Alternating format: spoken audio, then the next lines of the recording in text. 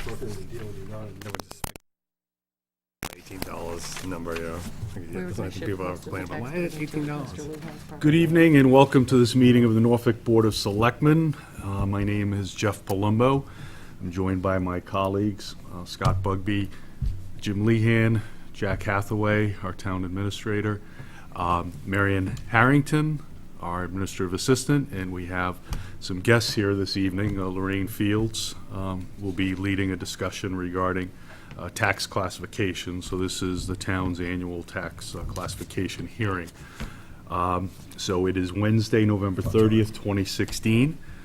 We'll kick things off here with a Pledge of Allegiance. Just a reminder that this meeting is being audio and video taped consistent with the open meetings laws of the Commonwealth of Massachusetts. I pledge allegiance to the flag of the United States of America and to the republic for which it stands, one nation, under God, indivisible, with liberty and justice for all. You did good. Thank you. That's pretty good.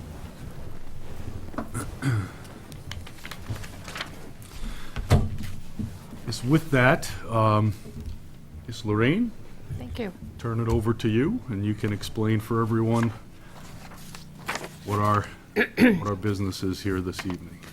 Well, thank you very much for having me tonight. This is an annual hearing to determine whether we will shift the tax burden from one section of our tax base to a higher percentage to what's called the SIP, which is commercial, industrial, and personal property. I just wanted to let you all know that the Commissioner of Revenue has certified our values for fiscal 2017. This was an interim year. As you may recall, last year was a Full assessment. full assessment, and we went under some serious review. It was my first year here, and I want to thank everybody who kept me from leaping into the abyss. One thing that has happened since Governor Baker signed the municipal modernization bill, he has included in that language was a referendum to turn the 5-year or the 3-year certification into a 5-year certification. That bill was passed, and as of October 13th, the bureau chief for the Bureau of Local Assessment published a new schedule, and it confirms that our next certification will be in the fiscal year 2021. One of the most wonderful things about that for the town is that it is a significant burden tax-wise or to our budget to prepare for certification, because we have in the past used outside resources. Because of my qualifications and because of some disagreements, perhaps we'll say, with the outside vendor, we have brought in the evaluation of commercial properties in-house, so it's no longer being done by an outside firm. That also will save the town some money. So anyways, that's just to bring us up to date on what's going on with the state and with our next several years of classifications. In the meantime, however, we do have to do interim adjustments, and that's what we did this year. And so, again, we'll go into this. This is a state law that requires that we have this hearing. So I don't want to say it's just kind of a moot point, but it's under Chapter 40, Section 56. That is what allows us to consider to have different tax rates. Split tax rates are very common in towns with very large, strong commercial bases. It doesn't surprise anyone, I'm sure, to find out that Rentham has a split tax base because they have the Rentham outlets, or that Foxborough has one because, of course, they have Gillette Stadium and Patriot Square and all those businesses. In Norfolk, however, we are a community of small businesses. So, but before you decide whether it's in our best interest to shift or not to shift, I wanted to just kind of walk any of the citizens in town who are watching tonight how we go about setting the tax rate and going through these steps. Contrary to popular opinion, it isn't me or you or Jack or any individual who decides what the tax rate is. Much like a family, it all has to do with the budget. And so town meeting is really where the majority of the spending is determined and the majority of the budget figures are determined. This year we had 2 town meetings, one in May and one in November. And the townspeople decided what services they wanted. These services obviously include all of our schools, the police, the fire departments, playing fields, the guys who keep the streets clean when we have 104 inches of snow, and so forth. The library, the senior center, all of those things are included in our budget. This year, the town budgets, those 2 meetings totaled nearly $42 million. If you add in the so-called Cherry Street assessments from the state, then we have an overall budget figure of $42,282,000. Thank you to Todd, who is also new with us this year and has gone through his hysterical assessor saying, "How you doing? How you doing? How's the budget? How's the budget?" Todd did very well with those things. So after we begin with the overall budget, then we begin to subtract things. So the first piece of the puzzle is to subtract the money that the state gives us for schools and appropriations. That amount was just over $4.5 million. The next thing is local receipts, and that includes things like our motor vehicle excise, permit fees for building permits, what we strangely enough call free cash. It doesn't mean anybody gave it to us for free. Todd could explain better what it is, but it's kind of savings. And so it was apportioned to something that we didn't use. That money comes out in local receipts. So in total, those state reimbursements and local receipts totaled over $12 million. When you subtract that from the total town budget, it gives us the tax levy, which is the amount that we're still going to have to raise through our taxation of property in town. And that amount was just under $30 million. So now we know what we have to raise. So the next piece of the puzzle is how do we determine the assessments? There are over 4,100 properties in town. Each of those properties has over 100 distinct pieces of information that our assessing office gathers in order to determine what the assessed value will be of those. We review property sales. There were over 250 transactions in 2015. We compile and evaluate income and expense information along with forms of lists, and that helps us determine how to assess our commercial properties. We do detailed inspections of properties that exist. We're required by law to inspect a property in town every 9 years. We're trying to bring that to every 5. The market changes too quickly, and so do our properties. We inspected over 800 properties last year. We review and inspect the outcomes of completed building permits. There were over 1,000 building permits issued last year. All of these information, all these pieces of information, along with data that we get from national cost companies, go into the database, or what we call our CAMA system, our computer-assisted mass appraisal system, and help us assess individual properties. Then after we complete our evaluation of all these data, we submit that information to the Department of Revenue, and they do their review, and after an extensive review, they approve or deny us. As I said, we were approved, so we're happy about that. State law also requires that our assessments fall between 90 and 110% of market value. And so if I could put that in very, very, very simplistic terms, it means if all the properties in your neighborhood have sold between $450,000 and $500,000, then your assessment should fall somewhere within there. if you bought a property in 2015, which is the year of sales that we're using for our purposes, your assessment should be somewhere close to what you paid for your property. And this is something that I think a lot of people don't understand. That's the market. When you buy your property, that's what we're looking for, is market-driven property sales.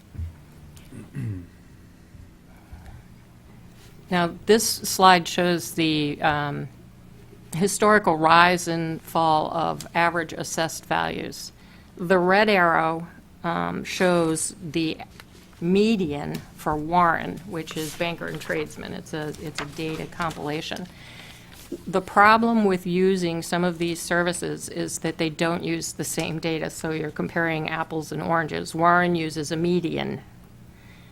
Multiple listing services uses an average. They also don't exclude properties that are sold that are not considered market transactions. In other words, foreclosures are not a market transaction. Someone's in distress. So the data that we use outside gets put into an awful lot of algorithms, and I'd like to say, so if you look at this arrow, it'll tell you exactly what's going on, but what it does tell you is that's where the market is going. The market is continuing to rise, but as you can see from the chart, we still have not recovered fully from the boom years. Thus far, and one other thing I'd like to point out is the years that are along the bottom are the fiscal years, whereas the data that we analyze is a calendar year, and it's the prior calendar year, just in case you were following along and got this so far. Do you know the median price? The median price was $480.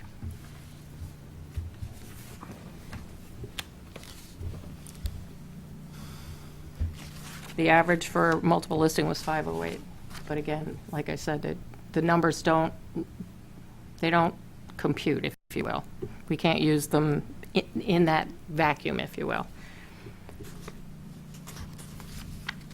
Okay, this is the LA. This is our assessment classification report from the Department of Revenue. So after we've gone and done our assessment of the properties, we compile all the pieces of those assessments, and they're broken down by what's called the classes. And this is, of course, the purpose here is, do we want to shift the burden from the single-family properties to the SIP properties, the commercial, industrial, and personal property? And what numbers under the property types, Elaine, would that be? I mean, I can see somewhere it says Class 4 industrial and commercial. Is that just the last, going across the top there? You see what, what number of parcels then would be roughly? Right, so if you look down, the parcel count is down the first line. So if you, actually, it's pretty easy on commercial, because if you run your finger across, you'll see Class 3. It's 71,430,000. You divide that by the, wow, how nice was that? An even 100. Right. So our average is 714. Okay, and then the next one is the industrial. Is the 14 industrial, Okay, correct. so those are our two biggies. Right, right. Unfortunately, as you can see, the personal property is broken down in the 500 codes, and it doesn't sum very well. But overall, the classes, the single families are up 3.7%. Condos are up 2.5. Commercial is up 3.5. Industrial's actually down. And personal property is up 5.7. Now, again, comparing from year to year, it's somewhat Say difficult. those again for me. Commercial? Okay. Actually, wait, here's the, this is the this is the thing that you and I were looking at, the comparison. Thank you. You're welcome. So anyways, this shows just all the different pieces of the puzzle and the assessed values and the totals. So the next thing is, the final step of figuring out the tax rate is, you're taking the levy, you're dividing it by the assessed values. You multiply that answer by 1,000. And hopefully, Scott, when you're done, you're getting the same number No, showing I up was on just that screen. trying to Oh, see- okay. sorry, yeah. No, that's I okay. can't I thought you were that's- checking no. my numbers, believe No, me. that'd leave it at the top. You know I've checked them 87 times. Oh, I know was you've gonna say, checked I'm them. I can't get them to change. I know. I'm comfortable with Jim. Well, once again, as I said, it's not like any one person sitting at this table can change that number. The taxpayers can change it when they vote on the budgets. If we didn't use the market and we raised the assessments, the tax rate would go down, but the tax bills would be the same because the assessed values would be higher. So anyhow, The differential in this appears to be new growth. I think where you're looking at the total of the increase and wondering why, Well, you've got a over 3% increase in property values. Correct. You got a 2.5% levy. correct? Difference is new growth. Well, because new growth goes on that same line. Yeah, it doesn't, you don't subtract new growth, you add new I growth, know. essentially. Right, yes. That's why I was chasing you through the calls to explain That's why we that. spent so much time together. Now, correct me if I'm wrong, the new growth has moderated a bit from what it was. It has. Going back, Yes. 1 and 2 years ago. Correct. And we had some major and it may be going back up, but for purposes of the upcoming year. Right, I would say Probably. for this next fiscal year, I would expect the new growth figure to go down again. It went down this year over last year. In prior years, when things were a little bit slow, River's Edge condominiums were coming online, and that was a nice, steady growth figure. Pulte Homes Yeah. is almost built out. And so it's the new developments that we have coming online, but they're not as big. And Pulte has a tendency, when they do theirs, they come online, you've seen their crews, I mean, it's a massive Yep, build. yep, yep. So we will have some, and there are things obviously in the works, and there are things in the planning board stages, but it will slow down. That new growth figure will slow down next year.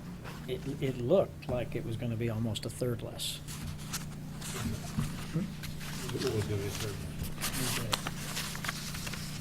From 690 down to 655.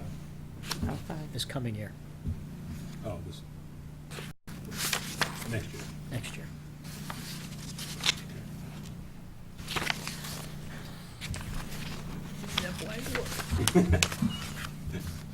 And at what point does something constitute new growth for purposes of this accounting? Is it the point at which the property is purchased? Or- No. We are what's called a Chapter 653 community, and it means we can capture where everything else stops at January 1, new growth continues to June 30th. And so any property that's under construction, we can capture what's completed as of June 30th. Oh, I see. Okay. So my office is, you typically won't find any of us in the office in June because we're out trying to make sure we have that growth as done as possible.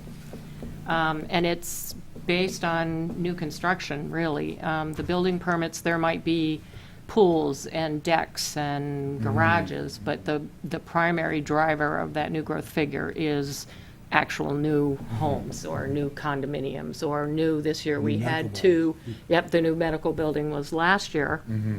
This year we had the ILG and Tommy DePlacido's building up on Holbrook. Yeah.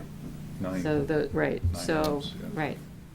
Oh, I think the River's Edge building is commercial. Sorry, I was, Oh, I'm sorry, what did I say? ILG, I was. Island I didn't recognize I'm that. sorry, meant Island Island Lighting Lighting. Group, I'm sorry, Oh, that's what okay, they are. I in got my- it. I knew it was Island Lighting. but- I got Okay, you. yeah, they're in that's their Yeah. ownership name, sorry. Gosh, I thought you guys knew all this stuff. Sorry. Okay. So this is my not very exciting slide, but it shows, what? That's not very exciting. No, it's not, but it's not meant to be, because what it illustrates is a visual of how big our CIP base is. And as it stands, it makes up less than 8% of our total. Most towns with a split tax rate have in excess of 20%. Big pie is residential. Correct. The little pie is everything else. Right. And so I apologize if I had known you wanted the No, you didn't splits. know. I had. You did not know. Well, I can give it to you tomorrow. It's on my I already desk. got it. Okay. The reason I just go to these is just, and really, we could pass these, because I'm never a big fan of narrative slides, because I am talking But nonetheless, it just shows that the impact or the savings to the residential homeowner is not significant. The impact on our business owners is. And the other thing to consider is that in addition to seeing an increase in their real property tax bill on either of these scenarios, the majority of the personal property in town is owned by our business owners because they are the assets that they use to run their business. So if we not only increase the tax rate for their building, and we're also increasing the tax rate for the assets they use to run their business, it's kind of, in some cases, it's going to be a double hit. So and I apologize, I was trying to do some Christmas colors here, and that green just really didn't work at all. But you can see the shift, if you can see the green. It's a soft It's a green. pretty, It's a soft green. it's a very soft green. It wasn't a good choice. But you can see the impact of the shift, and of course, the red is our commercial, industrial, and personal property. So what are those increments? Just out of, Those increments are 5%, I think. He had asked me for, so as the we, narrative was so as we shift 5% of the tax levy to this commercial, Right. It averages out to almost a 21-to-1 ratio, which you is, see that the impact of the residential is hardly anything. right. And that's why I said, when I bucks on the looked. average house for a 5%. Right. When I looked at all the other towns who have split tax rates, their commercial, industrial, and personal property tax base is, most of them are 25%, but all of them are over 20. So, I mean, clearly are less than 8. That's actually an interesting chart. So that's 5% increments marching up to 150%. Correct, which is the maximum, With that slide. correct. In terms of the split rate. And that's what the commercial would be if it remained what it is in terms of. That's what the residential current is. rate. Well, That's- that's what oh, you're okay, I seeing thought is. that was the Well, you're con- seeing how much the residential are saving, and if you unfortunately Oh, that's what that- exclude okay. my lousy coloring, but it doesn't go down as dramatically as the other one goes up. That's what, okay. And really, that, if there are no questions that I can answer, I think you, okay. And you have sufficient information to review it. I did bring the LA5, which is the final form that we have to submit to the state to have our tax rate set, but it's after your vote of whether you're shifting or not shifting. So it is now in your hands, gentlemen, unless you have questions. No, if I could just, commercial for 1 second, just, so obviously the tax rate, Lorraine explained the whole process. So it's just kudos, if you will, to Lorraine. Obviously, the assessments is the values, the property values, she is involved in a lot of this, but that one being, I think it's fair to say that the biggest portion of her burden. Todd is here as well, Todd Lindmark, our town accountant, who takes all the accounting pieces, all the budgetary pieces, and puts them together. And it's, when Lorraine explains the tax rate calculation process, I really kind of look at it as there's 3 different ways to come up with the tax rate. There's the kind of the middle process, which Lorraine explained, which is a fairly complex process. There's the process that I go through, which is really just taking the tax levy, the cap, which is, take last year's tax levy cap, add 2.5% to it, add our new growth, and that's the new level that we can tax at. Divide that by Lorraine's values, and that's the highest our tax rate can be, and that's generally, we get close to that. So I get the easy part of the process. Todd has the most complicated part of the process because he not only does what Lorraine does, but he also has to put in the water enterprise fund, the sewer enterprise fund, the community preservation funds, all the special revenue funds, all the grant funds, every dollar that comes in and out of the town of Norfolk, Todd has to get into the gateway. I'm looking at it here, the gateway process, gateway system, and get those inflows and outflows to get us to that, balance us, if you will, to get us to that same number that Lorraine and I get to. but he does it a much more complicated process. So all those things are reflected in that tax rate Absolutely. that we come up with. That all- $42 million that Lorraine talked about CPC, yeah. includes the enterprise funds, includes the grants, includes, transfer money, so it's really, we don't have $42 million coming in or going out. We have $42 million of, I guess, really, if you will, one way to look at it is credits and debits, but some of those are transfers, and some of that is using free cash into the stabilization fund. So all those, and, anything that we talk about at town meeting, plus a whole lot of other things, go into what Todd processes on the gateway system.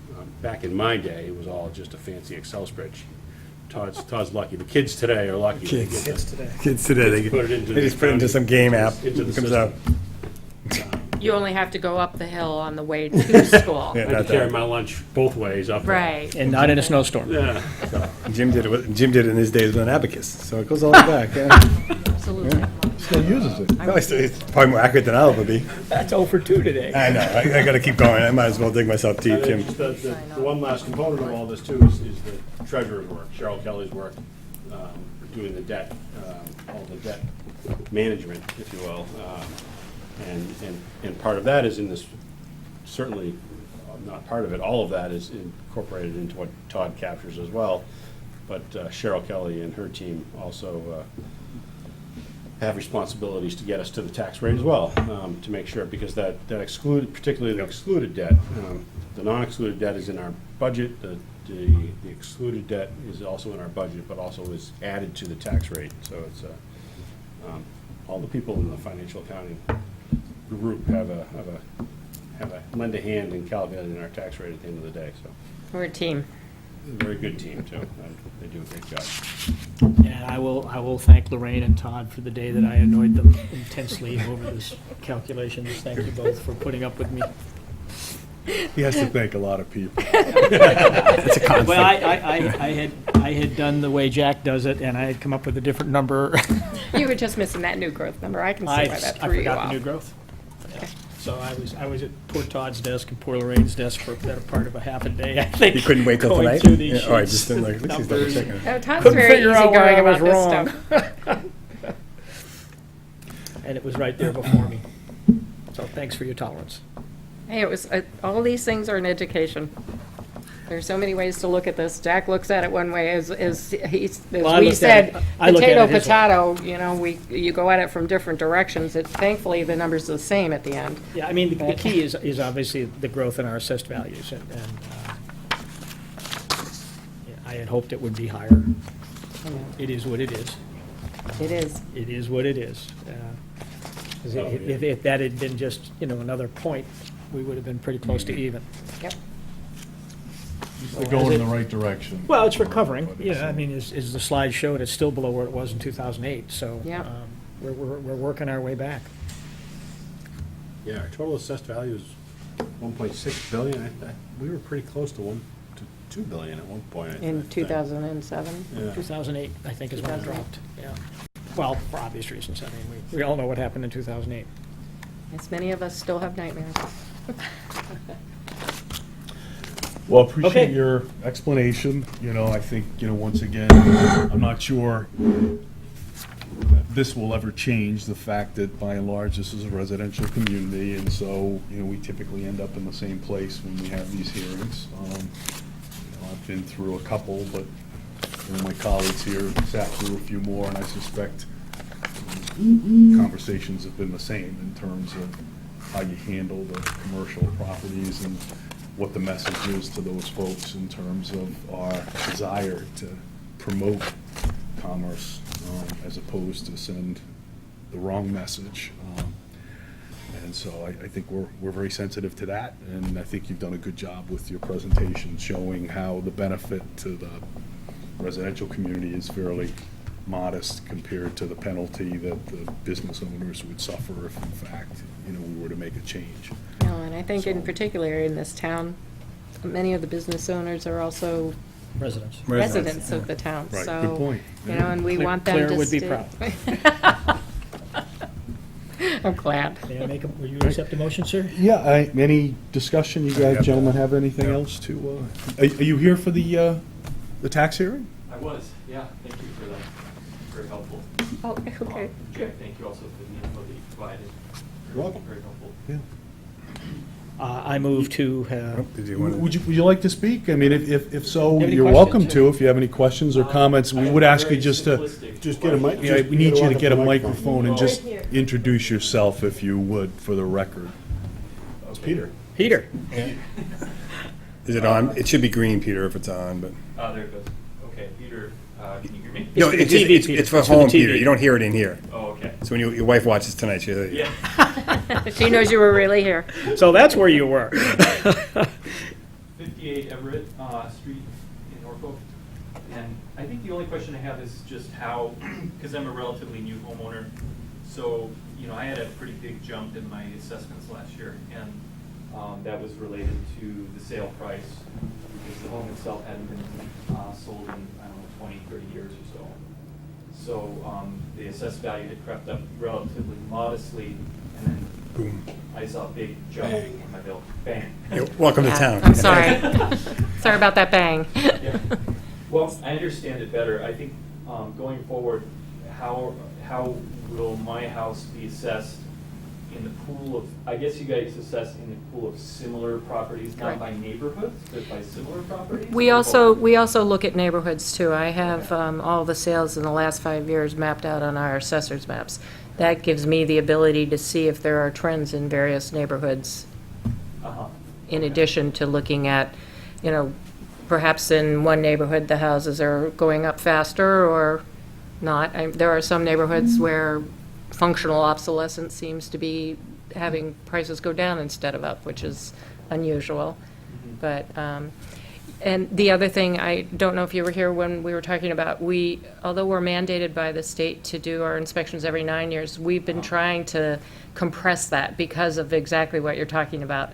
If we're not on top of the market changes, then people who are buying are getting slapped with, oh, I'm sorry, we haven't been out there for 9 years, and Right. thank you for moving to town, and I'm sorry that we just hit you with a big tax bill.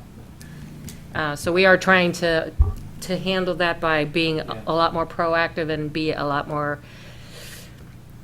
timely with our assessments. And so for non-sale years, so 2016, 17, and beyond, won't be a sale year for my particular property. Is it then looked at in the average pool versus what my purchase price was, or? Well, no, it's looked at as a marker As a of marker. the market, and so it will be, where did you say you lived? At Everett. Everett? So if I showed you the map of where your property is in Everett, your sale will be on there. Right. And I'll be looking at all the other properties around there and making sure that their assessments are somewhere similar to that, if it's a similar type of house. Right. And that's why doing it in neighborhoods like that allows us, it's Something like a this. new thing, and we're Last name still P. kind of getting our feet under us with it, but it's helping us It's on my monitor deal. that so that it doesn't happen. But We need to. will we hit you again with a great big tax bill? It's not my plan to, but, No, no, the big, he's not the assessor. Poor Jim. So there's also a shift in how you look. at Target the- practice tonight. I think in the prior year, the first year we were here, it was all like gambrel cake style homes, and they had like a board of pictures, and they were all over Norfolk. And Mhm. so then they came up with like an average of assessed value. And then, so now it's more focused towards neighborhoods, or? it's including all of those factors. Got it. And if you look at our boards now, you'll still see gambrels, because when people come in to look at their properties, I think it's a little easier to visually zero in on what kind of property you have. Gotcha. But there are other influences besides just the style of the house. So, did I answer your Yeah. question? Style, location, quality. Upgrades, downgrades, maybe your barn fell in and you just took it down and we don't know, or you built an addition and we do know. Right, gotcha. Well, thank you very much for that. Thank you for coming. Yeah, thank you, appreciate Thanks, your Peter. questions. Thanks for getting involved. Absolutely. Peter's been very involved in a couple different projects. I'm slowly, quietly recruiting him for a committee. And he's thinking about it. Good. We're working on it. All right. Thank you. Thank you. Will you entertain a motion?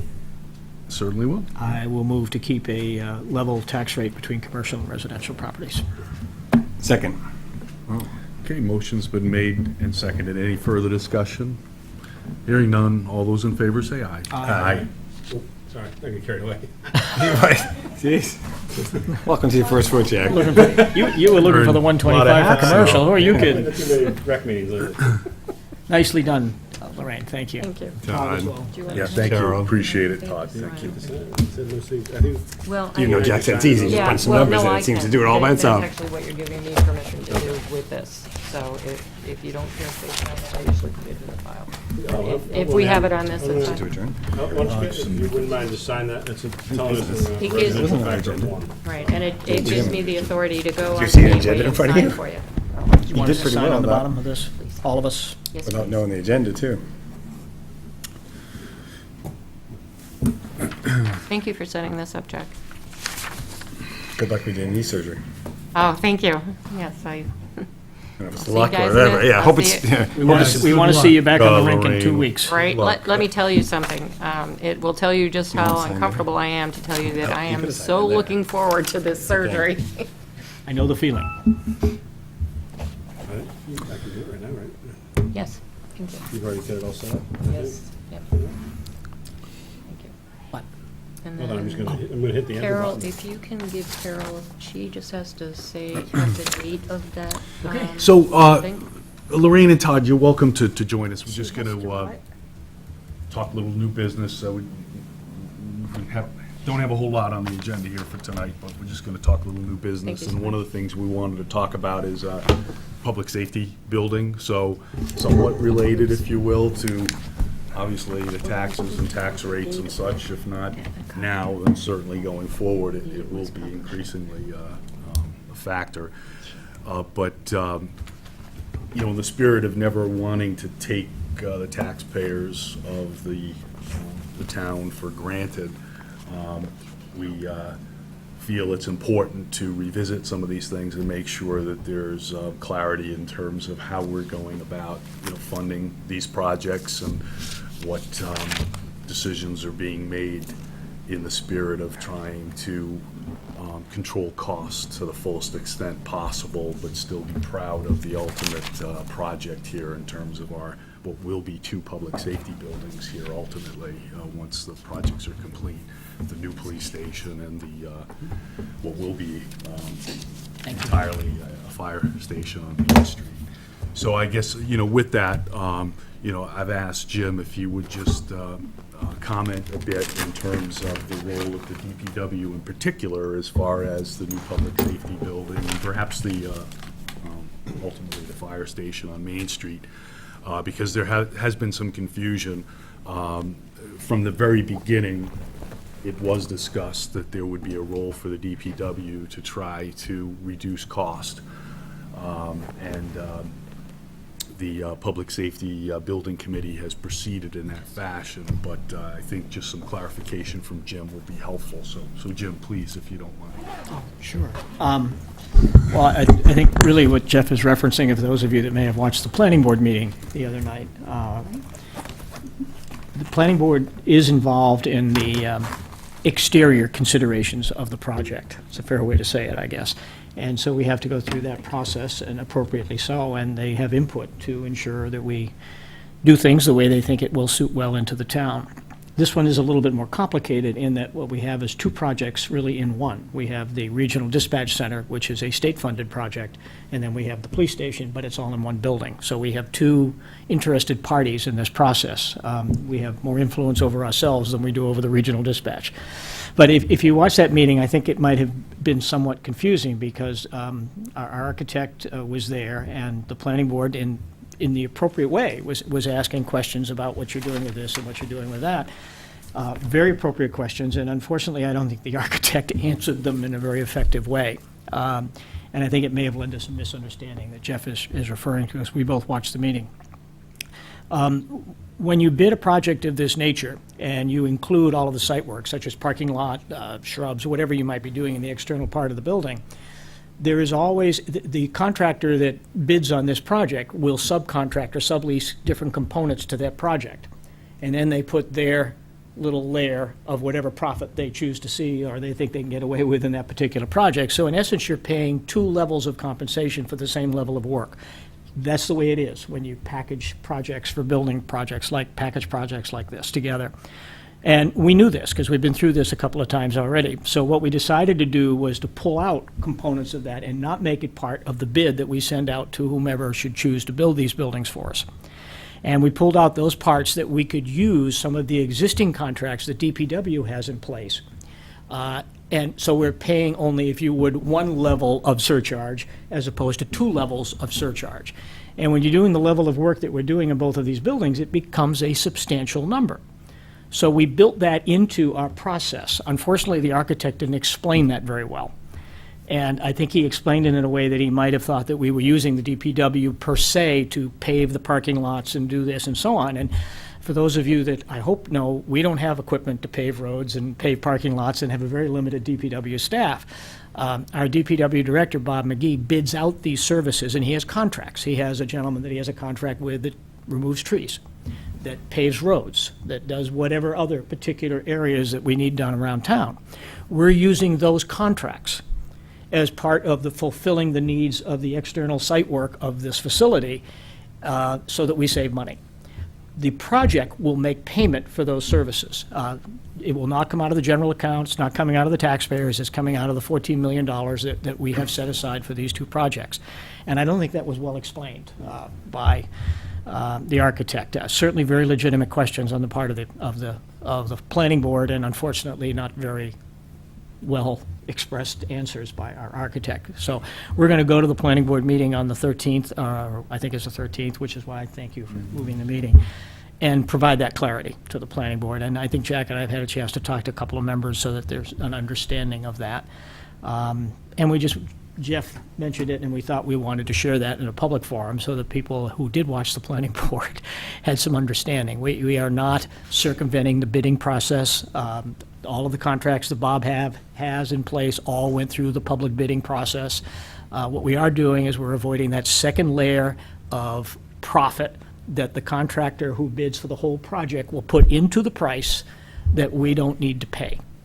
And quite frankly, I think it's good planning on the part of the committee, and we will save somewhere in the neighborhood of over $500,000 overall between the two projects. So that's the role of the DPW. Now, they'll help us maybe digging a trench or things of that nature because it's a public building. They do that for the library. They do that for the town hall.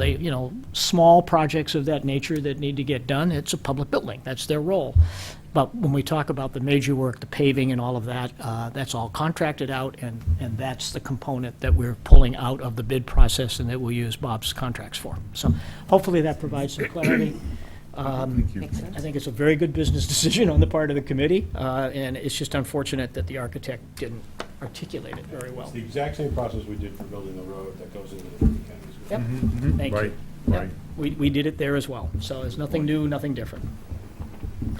So Jim, we've got a milestone coming up as far as the project, right, in terms of the packages, going out for bid and such. Well, We hope so. we hope so. We'll tell you after December 13th. Because we still have. A lot of work, I know. Well, the planning board has input to certain components of the external part of this process, and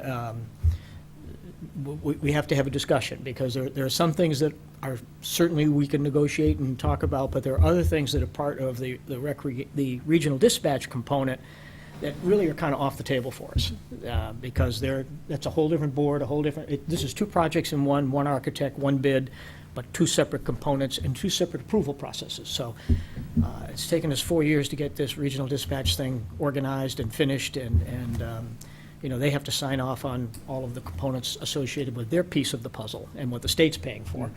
And then the rest we have more control over. So, And yeah, it's- we're getting close. And it's one of three, is it, regional dispatch? I mean, we think that Four we're hoping towns. it's going to be a model No. Oh, I think there are only two. Oh, there are a few Is more. there a third now? Yeah, there are more. There's a lot The of them in difference, process. right, and one of the differences with ours is that it's on, not public land, but a number of the other regional dispatch centers are on state-owned land, and they're overseen by the sheriff's department. Yeah. And so there's a whole different dynamic in trying to price things out. We've been trying to gather information from them, and it's comparing day. apples and oranges, right. The one that's most similar to ours, I believe, is the one in Hingham. We thought of that, but we couldn't get enough prisoners to volunteer to be dispatchers, so, just for the state land that's owned here. More labor. I think Hingham and, Yeah, it's the Hingham. Hingham is one, Oh, dear God. has one, Well, yeah. Yeah. Cohasset. Yeah, Yeah. it's very similar in terms of the demographics that they serve. The towns are similar in terms of the ones that Right. we have here, so it's, I'm talking to I was talking to their assessor for information, but he's turned me over to the assistant town manager.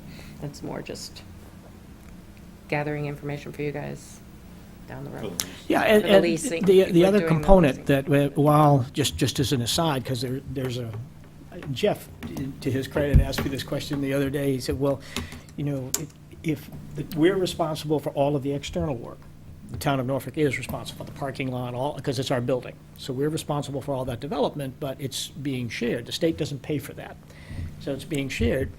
That's all built into how we get our rent, because we're going to get Exactly. rent back from the other towns involved in this, basically, because they're renting space in our building, and that will be all a component, the rent will be a component of covering those costs, so Right, that's the part that. it's all been, it's, you know, we believe it or not, thought this all through, so. We're not doing this for free. It'll all be recaptured through rent. Okay, Scott? Hopefully that helps. Good. I watched the meeting. Anything else, folks? I mean, Well, I appreciate all the input, and Rain, Todd, Jim, thank you. Thank you for having us. And Jack? Thanks, Lorraine. Todd, and thanks a if I lot. don't see you again, Merry Christmas. Thanks, Guy. Well, I'll accept a motion to adjourn. So moved. Second. Further discussion? Hearing none, all those in favor say aye. Aye. Thank you for joining us for this meeting of the Norfolk Board of So, 6 Selectmen. o'clock on the 13th. Good night, folks. Thank you so much.